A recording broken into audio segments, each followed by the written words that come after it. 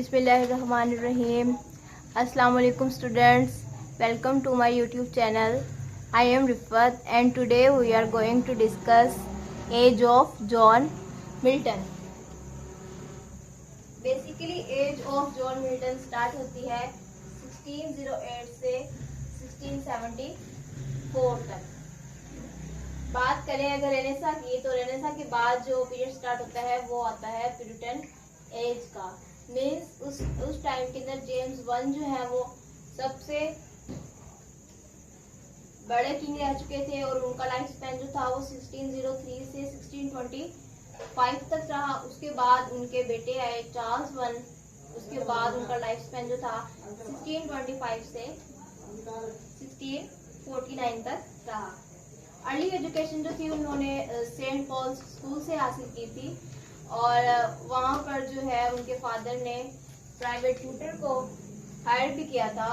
और ये अक्सर क्वेश्चन आ जाता है एमसीक्यूज में कि जॉन मिल्टन को जिस ट्यूटर ने पढ़ाया था उसका नेम बताएं, तो उसका नेम है उसका नेम है थॉमस यंग एंड स्कूल का नेम है सेंट पॉल स्कूल। और बैचलर और मास्टर की डिग्री जो है वो उन्होंने कैम्ब्रिज यूनिवर्सिटी से हासिल की थी। उनके फादर का नेम जो है वो जॉन मिल्टन वन था और वो एक म्यूजिक कंपोजर थे। और उनकी मदर का नाम था सारा जाफरी। उन्होंने अपनी लाइफ स्पैन के अंदर 3 शादियां की थी। पहली वाइफ का नाम था मैरी पॉल, सेकंड का नाम था कैथरीन एंड थर्ड का नेम था एलिजाबेथ। मैरी पॉल से शादी की थी 1642 में एंड कैथरीन से शादी की थी 1658 में। एलिजाबेथ से 1663 में शादी की थी। जिस दौर में जॉन मिल्टन पैदा हुए थे उस दौर में सिविल वार चल रही थी एंड सिविल वार का ड्यूरेशन जो था वो 1642 से 1651 तक था। बात करें इनके स्टाइल की, तो जॉन मिल्टन का स्टाइल जो है वो बहुत ज़्यादा ग्रैंड था। वो अपने वर्क्स के अंदर एलोयंस का इस्तेमाल करते थे, रिपीटेड इमेजेस का इस्तेमाल करते थे, रिपीटेड सिमिलिस का इस्तेमाल करते थे, एग्जैजरेशन का इस्तेमाल करते थे। एग्जैजरेशन मीन्स चीज़ों को बढ़ा चढ़ाकर पेश करना एंड रेफरेंसेस का इस्तेमाल करते थे, हवाला जात का। नेक्स्ट है विलियम वर्ड्सवर्थ, इलियट और हार्डी जो है वो इनको बहुत ज़्यादा ग्रेट ऑथर कंसिडर करते थे। पर्सनैलिटीज़ जो है वो बहुत ज़्यादा ग्रेट पर्सनैलिटीज़ में से जो सबसे इम्पोर्टेंट पर्सनैलिटी जो है वो जॉन मिल्टन को कंसिडर किया जाता था। जिस दौर में जॉन मिल्टन पैदा हुए थे उस दौर में प्लेग फैला हुआ था। लोग जो थे वो बहुत ज़्यादा मर रहे थे, इस वजह से डेथ भी हो रही थी। सोशल एंड पॉलिटिकल अप्रेस्ट चल रहा था उस दौर में। लोग जो थे वो एक दूसरे के मुखालिफ आए हुए थे। रोमन जो है वो कैथोलिक्स जो है वो प्यूरिटन्स के साथ मुकाबले में थे। सबसे पहले जॉन मिल्टन जो है वो प्रीस्ट बनना चाहते थे। उसके बाद लेकिन जब उन्हें पता चला कि वहाँ के जो पादरी हैं वो बहुत ज़्यादा रिश्वतखोर हैं, वहाँ के हालात ठीक नहीं है, तो जॉन मिल्टन ने प्रीस्ट बनने से इनकार कर दिया था। और बात करें उनके वर्क्स के बारे में, तो सबसे पहले जो है वो पैम्फलेट्स राइट करना स्टार्ट किया था जॉन मिल्टन ने। नेक्स्ट पॉइंट है लेडी ऑफ क्रेस्ट। ये इंपॉर्टेंट क्वेश्चन आ जाता है एमसीक्यूज के अंदर कि लेडी ऑफ क्रेस्ट जो है वो और लेडी मिल्टन जो है वो जॉन मिल्टन को क्यों कहा जाता है।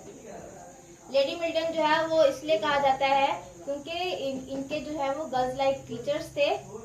इनके बाल जो थे वो गर्ल्स की तरह बड़े बड़े थे। इनके मैनर्स जो थे वो शाइनेस शो होती थी इनके मैनर्स से। और बात करने के, उठने बैठने के अजवार जो थे वो लड़की की तरह थे। तो उस टाइम यूनिवर्सिटी में सब लोग जो थे उन्हें लेडी मिल्टन कह के चिढ़ाया करते थे, मजाक बनाया करते थे। और 65 इयर्स में इनकी डेथ हो गई थी। जॉन मिल्टन जो है वो बहुत अच्छे राइटर रह चुके हैं, सिविल सर्वेंट रह चुके हैं। अपने दौर में बहुत अच्छे पोइट थे, ऑथर थे और ट्रांसलेटर थे। नेक्स्ट है इनके थीम्स के बारे में डिस्कस करते हैं। तो थीम्स जो है वो उन्होंने अपनी पोइट्री में रिलीजन को बहुत ज़्यादा इम्पोर्टेंट कंसिडर किया। थीम्स में से ह्यूमनिज्म को कंसिडर किया। ह्यूमनिज्म का मतलब होता है इंसान की अच्छाइयों की या अच्छी खुसूसियात की तारीफ करना, इंसान की अच्छी खुसूसियात के बारे में बताना, that is called humanism. Next है पेस्टोरल लाइफ के बारे में लिखा, पॉलिटिक्स के बारे में, सियासत के बारे में लिखा एंड होप और उम्मीद के बारे में लिखा। उस दौर में जो है वो लोग जो थे वो साइंस एंड फिलोसफी के बारे में बात किया करते थे, और जॉन मिल्टन ने जो है वो बहुत ज़्यादा लैंग्वेजेस पे अबूर हासिल किया था, जिसमें फ्रेंच और लैटिन जो है वो काबिल तारीफ में से एक हैं।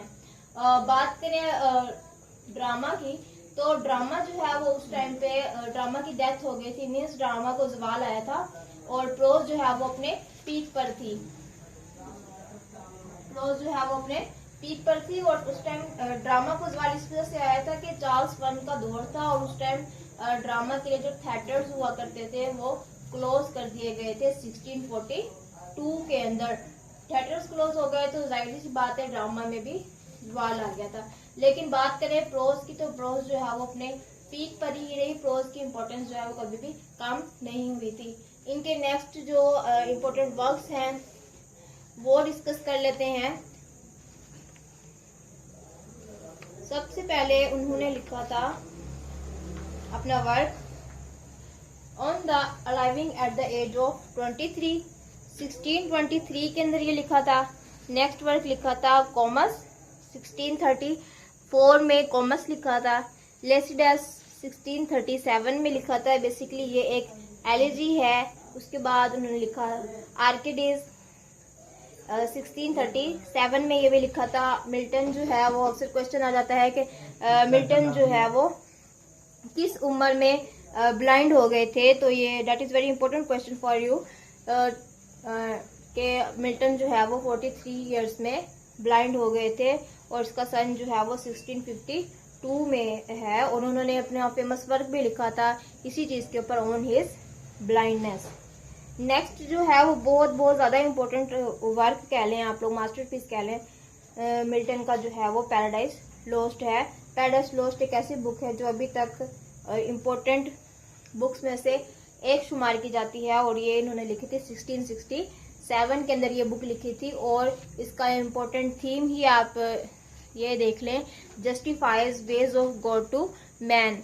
Basically it is important theme of the famous masterpiece of John Milton, paradise lost. Next इन्होंने लिखी थी पैराडाइज रिगेन्ड, 1671 के अंदर जो है वो पैराडाइज रिगेन्ड लिखी थी। और पैम्फलेट्स जो है वो इन्होंने सबसे पहले राइट करना स्टार्ट कर दिया था।